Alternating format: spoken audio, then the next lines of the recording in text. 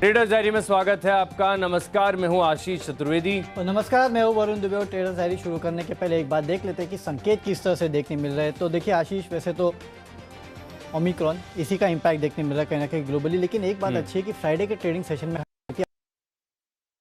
50 point के आसपास की तेजी। इनिशियली सिंगापुर निफ्टी में भी आपको थोड़ी बहुत गिरावट देखने मिली थी, लेकिन निचले स्तर से अगर आप देखेंगे तो बेहतरीन रिकवरी हुई है। अब ये क्यों हुआ है ये आपको समझना है। देखिए, फ्राइडे के ट्रेडिंग सेशन में जब हमारा ट्रेडिंग हो रही थी तब आपने देखा था कि डाउ जोन्स फ्यूचर्स में, डाउ फ्यूचर्स, नैस्डैक फ्यूचर्स में अच्छी खासी गिरावट थी और यूएस के मार्केट्स भी उतने ही गिरे, उससे ज़्यादा गिरे नहीं थे। ये एक अच्छी बात है, यानी कि जितनी गिरावट होनी थी वो हम पचा के गए थे। लेकिन अभी अगर आप देखेंगे तो डाउ फ्यूचर्स में अच्छी खासी तेजी है, नैस्डैक फ्यूचर्स में अच्छी खासी तेजी है। एशिया में अगर आप देखेंगे तो निकेई जो है वहाँ आपको 200 पॉइंट के आसपास की गिरावट देखने मिल रही है, लेकिन बाकी मार्केट्स अगर आप देखेंगे वहाँ भी हल्की फुल्की गिरावट है। सिर्फ एक हैंसेन अगर आप देखेंगे तो अब हरे निशान में आ चुका है, तो थोड़ा बहुत बाउंस बैक को लोग प्ले कर रहे हैं। डाउ फ्यूचर्स और नैस्डैक फ्यूचर्स भी यही दर्शा रहा है। तो हमारे यहाँ ट्रेड कैसा होना चाहिए? देखिए, ये वो समय है ना जब आपको पोर्टफोलियो बनाना होता है, क्योंकि जिस तरह की गिरावट आई है मार्केट्स में, अच्छे स्टॉक जो है वो आपको सस्ते में मिलने लगे हैं। और नो डाउट इस वेरिएंट की दिक्कतें हैं, ये दिक्कतें शायद कुछ दिनों तक चलेगी भी। WHO भी ये कह रहा है, लेकिन एक स्टेटमेंट बहुत अच्छा आया है और वो इन कंपनियों की तरफ से आया जो कि वैक्सीन बना रही है। कह रही है कि 3 महीने में हम वैक्सीन बना के डिस्ट्रीब्यूट करना शुरू कर देंगे। यानी कि कितना भी घातक अगर हो ये वेरिएंट, 3 महीने में आपके पास वैक्सीन होगी।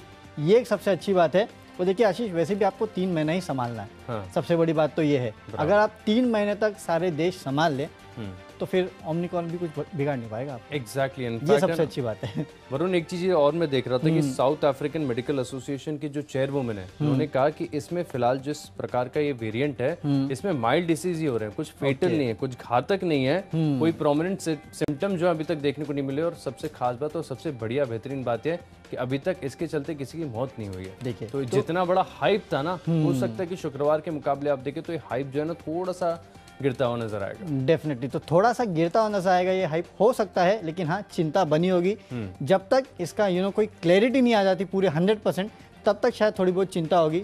और इंडिया में कोई केस ना मिले तब तक तो अच्छा है। अगर मिल गया कोई भी केस या फिर केसेस मिल गए तो थोड़ी दिक्कत हो सकती है, थोड़ा सा सेंटिमेंट जो है वो खराब हो सकता है। तो मेरे ख्याल से एक सबसे अच्छी रणनीति होगी ना, ट्रेडिंग मत कीजिएगा, निवेश करिएगा। ये सबसे अच्छा। आज मेरे पास मौका होता ना आशीष, तो 10 के 10 में निवेश के स्टॉक देता, एक भी ट्रेडिंग का नहीं देता। लेकिन क्या करे, देना पड़ रहा है। एग्जैक्टली। ठीक है, तो सेल कॉल्स है?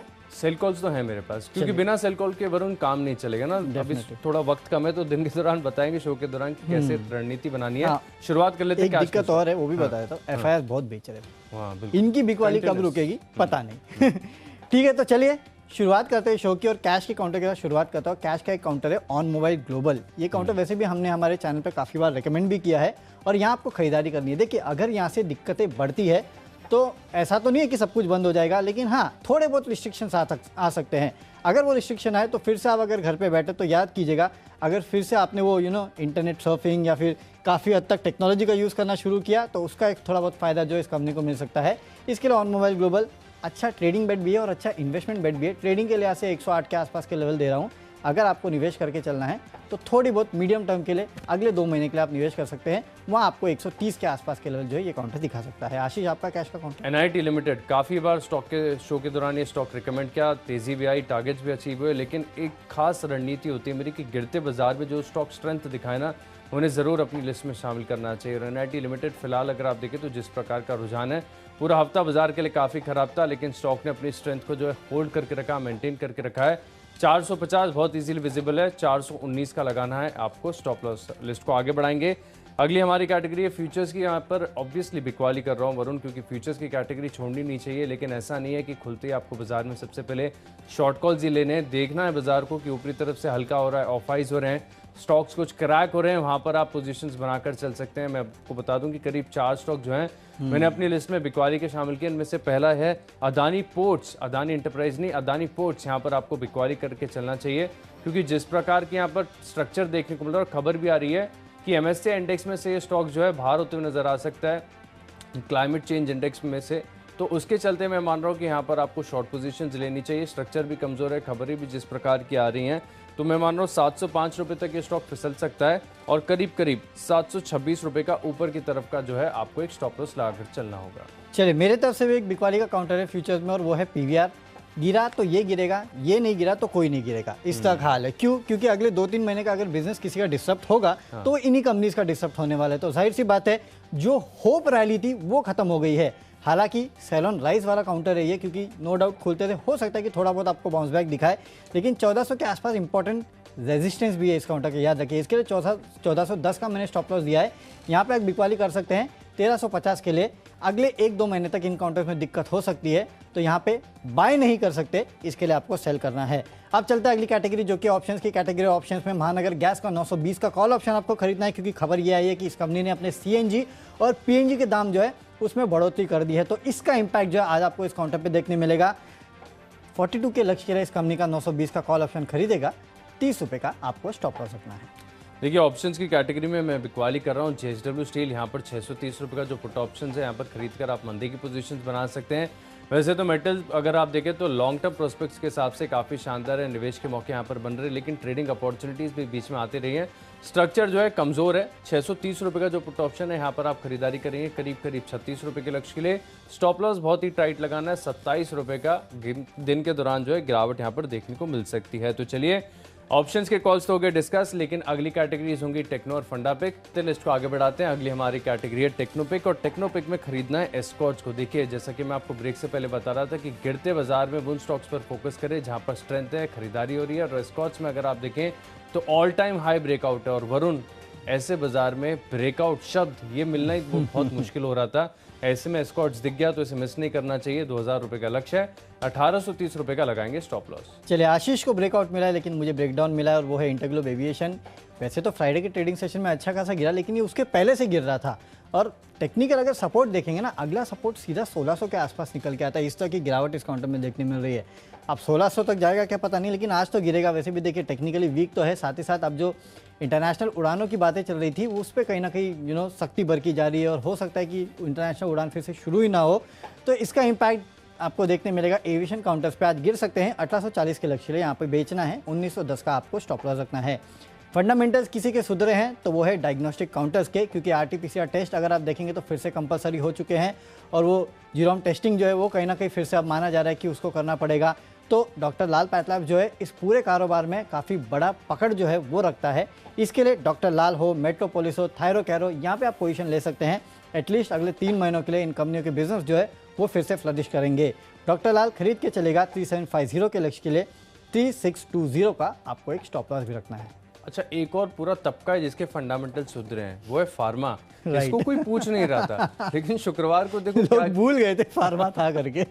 फार्मा में जो गजब की तेजी और खबरें आई है, 7-7, 8-8% सिप्ला जैसा स्टॉक चला है, तो काफी बड़ी बात है। वैसे खबर है इसके पीछे अगर आप देखें तो ढेर सारी जो इंडियन कंपनीज हैं इनको PLI मिलने वाला है। ओके, लेकिन एक स्टॉक लंबे समय से मेरे रडार पर था, एस्ट्राजेनेका। वरुण आपको अच्छी तरीके से याद होगा, मैं आपसे चर्चा भी कर रहा था इस शो के दौरान, ये स्टॉक हमने रिकमेंड किया है।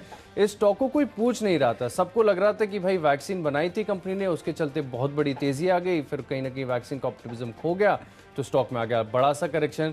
लेकिन इनके ऑन्कोलॉजी कारोबार को जिन्होंने अंडर एस्टिमेट करके देखा ना, उनको थोड़ा सा रिग्रेट होगा, क्योंकि हो सकता है कि स्टॉक जो है अब आपको अच्छी तेजी दिखाए। टेक्निकल्स काफ़ी बढ़िया हैं, फंडामेंटल्स तो मैं बता ही रहा हूँ कि पूरे विश्व भर में अगर आप देखें तो ऑन्कोलॉजी यानी कैंसर रिलेटेड दवाओं में इनकी जो पकड़ है बहुत ही शानदार है। तो यहाँ पर क्या करेंगे, निवेश करेंगे, 12 महीने का व्यू बनाकर खरीदारी करेंगे, 4000 रुपये के पार जाएगा एस्ट्राजेनेका, पूरे भरोसे के साथ स्टॉक को जो है। वैसे भी इनकी कोविशील्ड जो है आपको जिंदगी भर लेना ही है। वो तो एक ना एक बूस्टर डोज तो चलते ही रहेंगे, जिस तरह से म्यूटेशन चल रहा है वायरस का, राइट? बिल्कुल है ना। और इसके साथ है ना पूरा फार्मा तबका आप देखें कि किस प्रकार की तेजी आ रही है। मैं मान रहा हूँ कि बहुत स्ट्रॉन्ग हैंड जो है ना इन्हें खरीद रहे, नहीं तो स्टॉक जो है 7-7, 8-8% चलना थोड़ा सा मुश्किल हो जाता है। अच्छी अक्यूमुलेशन यहाँ पर देखी जा रही है, खरीदारी करके चलेंगे। लिस्ट को आगे बढ़ाते हैं। अगली हमारी कैटेगरी है निवेश के लिहाज से। और निवेश के लिहाज से वरुण, जैसा कि आप बता रहे थे ना कि गिरते बाजार में करेक्शन वाले जो स्टॉक्स हैं ना, वहाँ पर आप फोकस करें। जो इससे पहले तेजी आई थी, स्टॉक्स आपसे मिस हो गए, अगर आपको वो सस्ते और अच्छे बार्गेन भाव पर आपको मिल रहे हैं तो इनमें ज़रूर खरीदारी करनी चाहिए। पूरा मेटल तबका मैं मान रहा हूँ कि बाय ऑन डिप्स है, यहाँ पर जितनी भी गिरावट आती है आप थोड़ा थोड़ा अक्यूमुलेट करके चल सकते हैं। इनमें एक बेहतरीन सरकारी कंपनी है, बहुत शानदार डिविडेंड यील्ड है नाल्को की, 130 रुपये का लक्ष्य होगा। समय थोड़ा सा ज़्यादा देना पड़ सकता है, 12 से 18 महीने का, लेकिन रिटर्न के लिहाज से आप देखें तो नाल्को जो है शानदार मुनाफा देगा। चलिए, ऐसा एक स्टॉक है जो कि अब काफ़ी गिर चुका है और इन लेवल्स पे काफ़ी अट्रैक्टिव है और वो है SBI कार्ड्स। यहाँ पे आपको निवेश करके चलना है। देखिए इस काउंटर की वैसे भी एक ट्रेडिंग रेंज है, 930 920 के आसपास के लेवल पे आता है और वहाँ से एक तगड़ा बाउंस बैक देता है। और आप देखिएगा जैसे ये इन लेवल्स पे आएगा ना, फिर आपको देखने मिलेगा किसी JP मॉर्गन या किसी की रिपोर्ट आ जाएगी जो कि 1200-1300 के आसपास के लक्ष्य देंगे। तो इन लेवल्स पे काउंटर काफ़ी बेहतर नजर आ रहा है। रिस्क रिवॉर्ड जो है वो काफ़ी फेवरेबल है। यहाँ से ज़्यादा गिरावट है नहीं इस काउंटर की, करीब 20-30 रुपये के आसपास की और गिरावट बची है। वहाँ से एक तगड़ा बाउंस बैक काउंटर दिखा सकता है। अगले 4 से 6 महीनों में 1200 के लेवल के लिए आपको इस काउंटर को खरीदारी करके चलना चाहिए। पोर्टफोलियो में रखिए इस काउंटर को। फंडामेंटल्स तो अच्छे हैं और वैसे भी देखिए अगर यहाँ से दिक्कतें बढ़ती है इकोनॉमीज़ में और फिर से अगर भगवान ना करे ऐसा, लेकिन अगर लॉकडाउन्स लगते हैं तो फिर से जो कार्ड स्पेंडिंग है वो बढ़ सकती है। और वैसे भी इस कंपनी के लिए खबर भी आई है और वो ये है कि रिटेल आउटलेट और ई-कॉमर्स वेबसाइट पे किए गए EMI ट्रांजैक्शंस पे कंपनी जो अब प्रोसेसिंग फीस जो है वो लेने वाली है। तो इस खबर का भी इंपैक्ट देखने मिलेगा, इसके लिए भी आपको खरीदारी करके चलना है। चलते अगली कैटेगरी जो कि खबरों के दम पे, और खबरों के दम पे काउंटर है IDFC लिमिटेड। यहाँ पे खरीदारी कीजिएगा। जनवरी सीरीज से ये काउंटर जो है वो वायदा कारोबार में शामिल होने वाला है। इस खबर के चलते 57 के लक्ष्य की खरीदारी करना है, 53 का आपको एक स्टॉप लॉस भी रखना है। वैसे आशीष अगर ये वायदा बाजार में आ गया तो लोग तो सिर्फ शॉर्ट ही करेंगे, बाय तो कोई करेगा नहीं इसको। नहीं, इनिशियली अब तक ऐसा ट्रेंड रहा था ना इससे पहले, लेकिन हाल ही में जितने भी स्टॉक शामिल हुए ना उनमें गजब। अच्छा ये तो लिंक आपने बताई थी डेफिनेटली कि गजब की तेजी देखने मिलती है, लेकिन ये एक्सेप्शन हो सकता है क्योंकि इसके फंडामेंटल्स थोड़े अजीब तरीके के हैं। लोग शॉर्ट लेने के लिए ज्यादा तैयार है बाय करने से ज्यादा। जो 10 स्टॉक्स में हाईएस्ट कन्विक्शन होता है, लोएस्ट कन्विक्शन इसे मान ले। नहीं, लोएस्ट आज के लिए तो तेजी होगी। जिस दिन वायदा कारोबार में शामिल होगा ना तब बिकवाली होगी। प्योरली इंट्राडे प्ले है IDFC लिमिटेड, ध्यान में रखिए कि जो है आप ट्रेड करके चल सकते हैं। देखिए खबरों के लिहाज से मुझे पसंद आ रहा है इंडसइंड बैंक, यहाँ पर आपको खरीदारी करनी चाहिए। RBI की वर्किंग ग्रुप की जो कमेटी की रिपोर्ट है वो जारी हुई है और यहाँ पर प्राइवेट बैंक्स की ओनरशिप के ऊपर एक डिस्कशन पेपर जारी हुआ। इसके चलते 2 स्टॉक आपके फोकस में रहेंगे। एक stock I am sure Varun आपको बताएंगे, एक स्टॉक मैंने चुन लिया इंडसइंड बैंक, 920 रुपए का लक्ष्य होगा, 895 रुपए का लगाएंगे आप स्टॉप लॉस। लिस्ट को आगे बढ़ाते हैं। आखिरी कैटेगरी है माई चॉइस की और यहाँ पर पहला स्टॉक है मेरी लिस्ट में इमामी लिमिटेड। यहाँ पर आप खरीदारी करके चल सकते हैं। स्टॉक में अच्छा करेक्शन हुआ है। चार्ट्स पर अगर आप देखें तो स्ट्रक्चर डबल बॉटम का और बाजार में भी तेजी के संकेत नजर आ रहे हैं। 103 अंकों की तेजी SGX निफ्टी फिलहाल आपको दिखा रहा है। 550 रुपए का लक्ष्य होगा, 525 रुपए का लगाएंगे स्टॉप लॉस। अगला स्टॉक है मेरी लिस्ट में, आखिरी 2 स्टॉक है इनफैक्ट बिकवाली वाले, लेकिन कंडीशनल सेल है। बाजार आप देखते हैं कि ऊपरी तरफ से हल्का होता है, ऑफ हाइज होता है, तब यहाँ पर आप शॉर्ट पोजीशंस ले सकते हैं। 1148 रुपए का स्टॉप लॉस लगाकर SBI लाइफ के फ्यूचर्स में बिकवाली करेंगे। स्ट्रक्चर है कमजोर। और आखिरी स्टॉक है मेरी लिस्ट में ट्रेंड। यहाँ पर भी अगर आप देखें तो जरूरत से ज्यादा तेजी आ चुकी थी और स्टॉक ने जो है आप डेली चार्ज पर एक डबल टॉप का फॉर्मेशन दे दिया। हालांकि शुक्रवार के सत्र में बहुत बड़ी और मैसिव गिरावट यहाँ पर देखने को मिली है, लेकिन अगर बाजार में गिरावट बढ़ती है तो ये स्टॉक हो सकता है कि फिर से यहाँ पर फिसलता हुआ नजर आए। 1010 रुपए का लक्ष्य होगा, 1050 रुपए का लगाएंगे आप स्टॉप लॉस। चलिए माई चॉइस में मेरे तरफ से 2 खरीदारी और 1 बिकवाली के कॉल है। सबसे पहले खरीदारी का कॉल है कोटक महिंद्रा बैंक। यहाँ पे आप खरीदारी कीजिएगा क्योंकि जो निजी बैंकों के मालिकाना हक पर वर्किंग ग्रुप की रिपोर्ट आई है उसके चलते लंबी मियाद में प्रमोटर होल्डिंग जो है वो 26% तक संभव है। तो इसका कहीं ना कहीं इंपैक्ट जो है कोटक बैंक पे देखने मिलेगा क्योंकि आपको पता है कि प्रमोटर होल्डिंग को लेकर इस कंपनी में कितने इशू थे। 2040 के लक्ष्य के लिए खरीदारी कीजिएगा, 1930 का स्टॉप लॉस रखना है। बिकवाली का कॉल है इंडियन होटल्स में क्योंकि जिस तरह से अब ये वायरस का डर आ रहा है, याद रखिएगा दिसंबर का महीना जो है इन कंपनी के लिए काफ़ी बड़ा कारोबार का महीना होता है और अगर वायरस के डर के चलते यहाँ पे बुकिंग्स रद्द होती है तो उसका इंपैक्ट देखने मिलेगा। 177 के लक्ष्य के लिए बिकवाली कीजिएगा, 186 का स्टॉप लॉस रखना है। सेल ऑन रैलीज करेंगे तो ज़्यादा बेटर है। और आखिरी में टाटा केमिकल्स, यहाँ पे आप खरीदारी करके चलेगा 890 के लक्ष्य के लिए क्योंकि कंपनी के लिए खबर है कि लंदन की एक कंपनी है जिसके बैटरी मटेरियल कारोबार को ये कंपनी खरीद सकती है। करीब 500 से 700 मिलियन डॉलर्स में के वैल्यूएशन पे ये सौदा हो सकता है। तो इस खबर के चलते आज यहाँ तेजी हो सकती है, 840 का स्टॉप लॉस रखना है। तो चलिए 20 स्टॉक्स की लिस्ट हो गई पूरी, लेकिन अगर आपने कोई भी स्टॉक या कोई भी लेवल मिस कर दिया है तो जल्दी से देख लीजिए रिकैप। कैश का स्टॉक है मेरी लिस्ट में NIT लिमिटेड, यहाँ पर 450 रुपए का लक्ष्य होगा। अदानी पोर्ट स्ट्रक्चर है कमजोर, यहाँ पर आप बिकवाली की पोजीशंस बनाएंगे। और JSW स्टील, यहाँ पर भी पुट ऑप्शन के माध्यम से आप मंदी की पोजीशंस बना सकते हैं। गिरते बाजार में स्ट्रेंथ दिखा रहे एस्कॉच 2000 के पार जाएगा और फंडामेंटल सुधर रहे हैं। एस्ट्राजेनेका के 4000 रुपए के लक्ष्य लिए निवेश करेंगे और निवेश के लिहाज से और अट्रैक्टिव हो चुका है नाल्को, यहाँ पर 130 रुपए का लक्ष्य होगा। खबरों का असर देखने को मिलेगा इंडसइंड बैंक में, इमामी लिमिटेड में आएगी तेजी। SBI लाइफ और ट्रेंड, यहाँ पर बाजार ऊपरी तरफ से हल्का होता है तो शॉर्ट पोजीशंस ले सकते हैं। इन 10 स्टॉक्स में मेरा कन्विक्शन सबसे ज्यादा है टेक्नोपिक एस्कॉच, गिरते बाजार में स्ट्रेंथ दिखा रहा है, स्ट्रक्चर है शानदार, 2000 रुपए के पार जाएगा, खरीदारी करेंगे। कैश का काउंटर है ऑन मोबाइल ग्लोबल, यहाँ पे आपको खरीदारी करना है। फ्यूचर्स में पीवीआर में बिकवाली कीजिएगा। ऑप्शंस में एमजीएल का 920 का कॉल ऑप्शन खरीदना है। टेक्निकली इंटरग्लोब एविएशन वीक लगता है, यहाँ पे बिकवाली करना है। फंडामेंटली डॉक्टर लाल पैथलैब्स अच्छा लगता है, खरीदारी कीजिएगा। निवेश करना है एसबीआई कार्ड्स में, जिन लेवल्स पे मिल रहा है वो काफ़ी अच्छा है, रिस्क रिवॉर्ड अच्छा है। अगले 4 से 6 महीनों में 1200 के लक्ष्य दिखा सकता है। खबरें आईडीएफसी लिमिटेड में, यहाँ पे खरीदारी कीजिएगा। माई चॉइस में कोटक महिंद्रा बैंक, टाटा केमिकल्स में करनी है खरीदारी, लेकिन इंडियन होटल्स के फ्यूचर्स में आपको करनी है बिकवाली। और आज का मेरा बेस्ट पिक है आईडीएफसी लिमिटेड, क्योंकि जनवरी सीरीज से ये भी वायदा कारोबार का हिस्सा होने वाला है, तो इस खबर का इंपैक्ट आज आपको देखने मिलेगा। 57 के लक्ष्य के लिए कीजिएगा खरीदारी। चलिए, तो स्टॉक्स की सूची तो पूरी हो चुकी है, लेकिन आशीष, मार्केट को समझे कि वायरस को समझे? मार्केट की रिकवरी को समझते हैं। मार्केट की रिकवरी को समझते हैं, लेकिन मार्केट के साथ साथ वायरस को समझना भी काफी जरूरी है, क्योंकि रिएक्ट तो मार्केट वायरस पे ही करने वाला है। तो चलिए